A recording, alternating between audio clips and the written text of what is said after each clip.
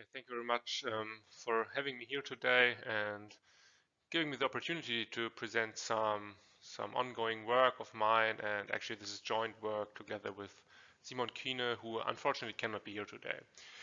And we would like to present some work on whether mobile phone application can actually reduce panel attrition in a survey of refugees. But we do not only focus on panel attrition, but also on consent. So who allows us to use a mobile phone application in a panel study. And we also focus on interview effects because the survey we work with is actually face-to-face survey. So interviewers act as quite important intermediaries.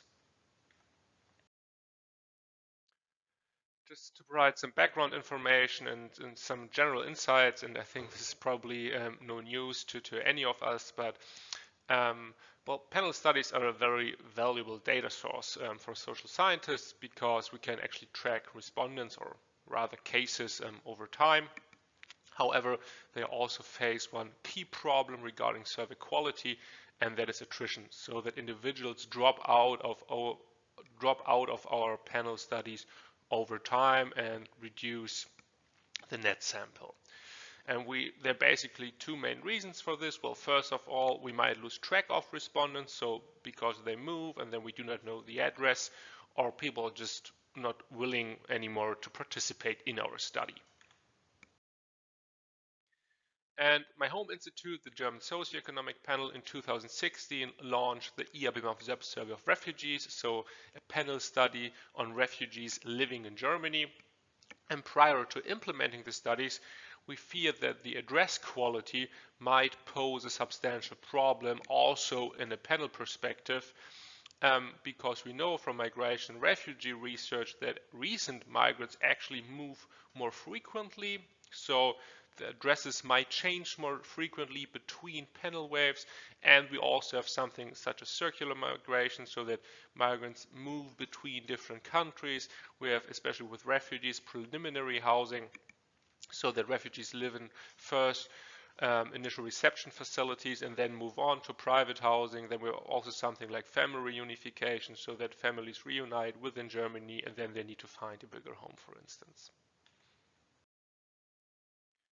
So in order to deal with this specificity, we thought about implementing actually mobile phone application, because we know that mobile phones already play a crucial role for refugees within their migratory experiences. And we know from previous research that mobile phones can actually be used to implement small questionnaires, or to basically use the tracing data of the mobile phone software and hardware. However, with every upside comes a downside, and from the recent literature on mobile phone application, we know that we have some challenges regarding the coverage rate, so that actually not every person of the target population actually owns a smartphone for actually that we can use. We have some problems regarding response rates or the completion rates, and also regarding social desirability. So we already know that there are some challenges to data quality when using mobile phone apps in surveys. And also regarding the consent, we know that there are actually substantial problems. So in general, the consent regarding data linkage between survey data and additional data, I would say, is actually quite low. However, we can increase in consent rates when we actually explain the purpose of the consent and it is perceived useful, for instance. But we also know that we can increase consent rates when the interviewer or the field institute is perceived trustworthy and that they have much high confidence into data protection, for instance. And we know that also interviewer drive consent rates, right? And this is also correlated with the trust the respondent has towards the interviewer. So in general, I would say when we look on the recent literature regarding mobile phone applications, using them in order to collect data seems kind of problematic. So there are some challenges we must face.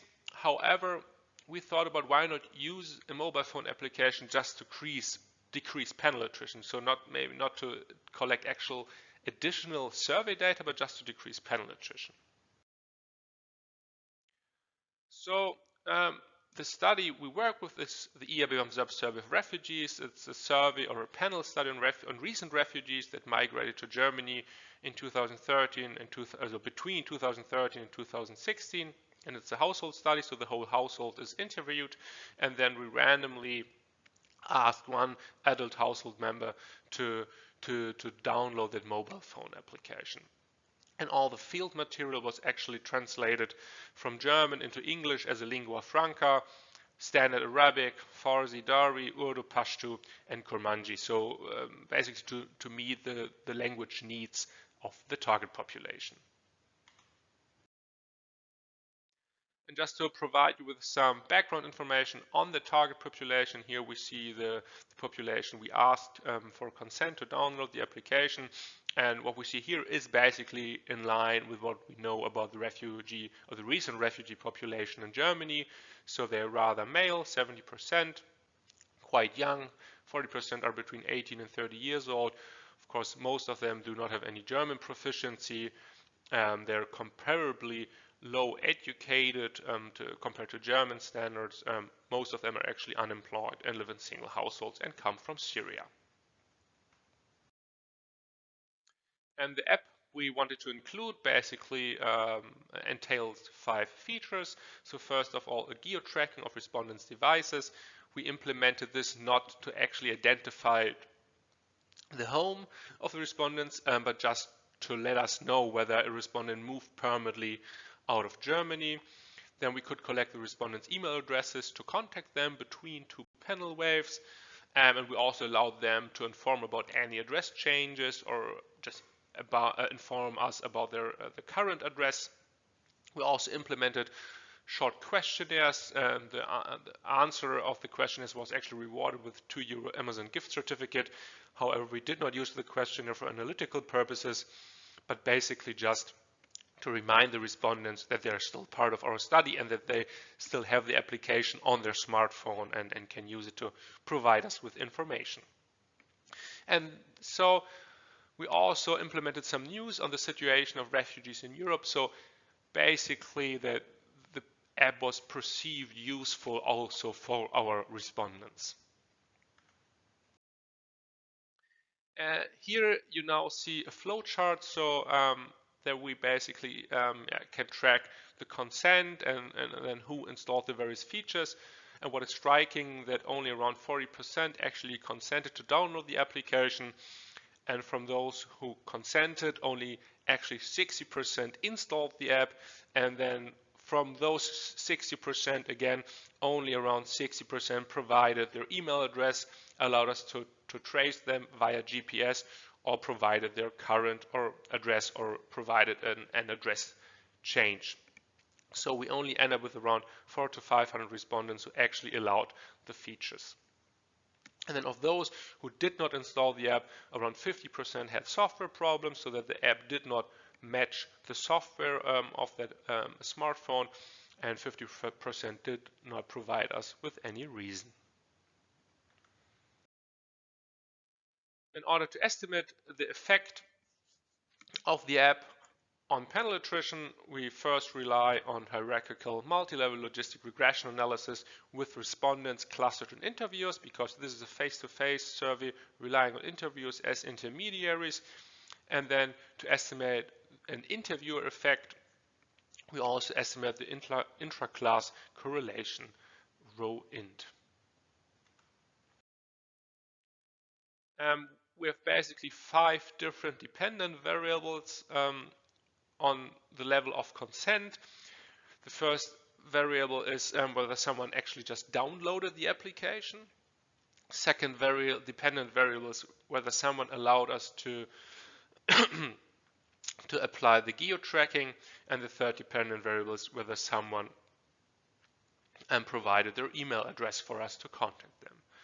And then regarding panel attrition, we have one model looking at whether we know the address in the second wave of our panel study, and the second dependent variable is whether a respondent from which we knew the address was willing to participate in the second wave of that panel study. We employ different explanatory variables regarding the consent to download the app and allowing the various features rely basically just on a bunch of socio-demographics, so this is more an exploratory nature. And regarding panel attrition, we then rely on the various features of the app itself to see whether we can increase address quality and increase the willingness to participate in the next wave of our panel study. And then, of course, we also use some control variables. First, some socio-demographics such as gender, age, education, the household size, so on and so forth. Then also some migration-specific variables such as language proficiency in German, the current legal status, and whether the mother tongue was available as a translated language within that survey. We also have some control variables regarding the interview itself, so the duration or item non-response, and also some interview characteristics such as age and gender, and of course some area covariates. And here I display the results regarding downloading the app, allowing us to geo-trace them and providing the email address. I will just show significant variables and also not effect sizes, so to make this table not too overwhelming. And regarding download, we see basically that mostly male and young respondents with high language proficiency are inclined to download the app. However, regarding geo-tracking and email addresses, only few variables are actually significant. However, I would like to draw your attention to the bottom of the table, and there we see that we actually have quite a high intra-class correlation coefficient on the interview level. So we really see that much of the variation we have is actually due to the interviewer itself, him or herself. And here we see the models regarding the panel attrition. So the first column is whether we could recontact them, so whether we knew the address in the next wave of the panel study, and the column to the right is regarding whether if we knew that address, someone was willing to participate again. And I do not display the control variables. And what we basically see is that all the features of the application basically cannot decrease panel attrition, so neither do we have a better address quality when we use the application in the second wave, and we neither increase the willingness to participate in our survey. So none of the features actually determine panel attrition or decrease panel attrition. And what's interesting here is that in contrast to the models before, we have quite a low ICC, so only little of the variation we have in the dependent variable is actually due to the interviewer we use in our panel study. So what's the take-home message from this? Well, basically regarding consent, we know that interviewers are actually important. However, this is actually nothing new. We have already seen that in the literature.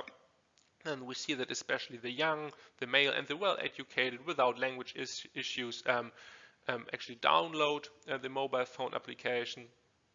And then we also know, and this is especially specific for refugees, that those with a safe legal status are more inclined to collaborate, basically, which is actually not surprising, because I could imagine that a refugee who has not a safe legal status yet, I kind of want to avoid being able to be tracked with my smartphone.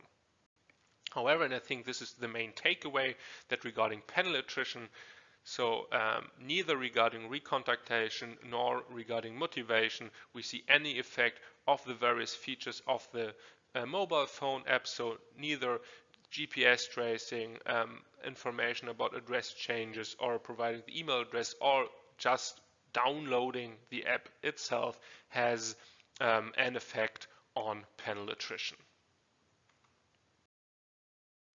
Yeah, so thank you very much, and yeah, I'm open for any further questions, and yeah, hoping for a fruitful discussion.